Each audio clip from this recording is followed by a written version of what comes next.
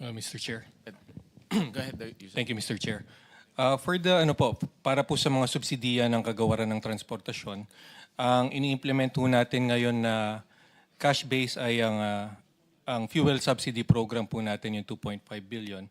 As of today po, Mr. Chair, nasa more than 1 billion po yung na-disperse pa lang. But nationwide na po ito, Mr. Chair.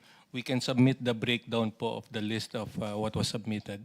Iyon lang po yung dole-out subsidy po ng DOTR, Mr. Chair. The rest po are with DSWD. Opo, but we're just talking. Oh, iba naman po yun. TNBS, tsaka mga TODA po. I think yung pang in charge doon na DSWD. That will be my next question. Pero ang tanong ko po, ilan pa ang kailangan na maabot po ninyo na driver, ng bus, ng jeep, etc., ng taxi, sama nyo na dyan, ang hindi pa nabibigyan? How many more? If I can... No. Let's just total it, Undersecretary. Total po, sir, under the fuel subsidy program, Mr. Chair, is more than 1.4 billion pa po yung hindi naibibigay. Out of the one... No, individual. Ilan pa po ang hindi nakakatanggap? Let's not talk about figures. Let's talk about, yung magkano pa ang hindi nabibigay. Yung question ko is, ilan pa ang hindi nakakatanggap? How many more? Ang hindi pa nakakatanggap na driver ng bus, ng jeep, ng taxi, dyan po sa mga probinsya. How many more?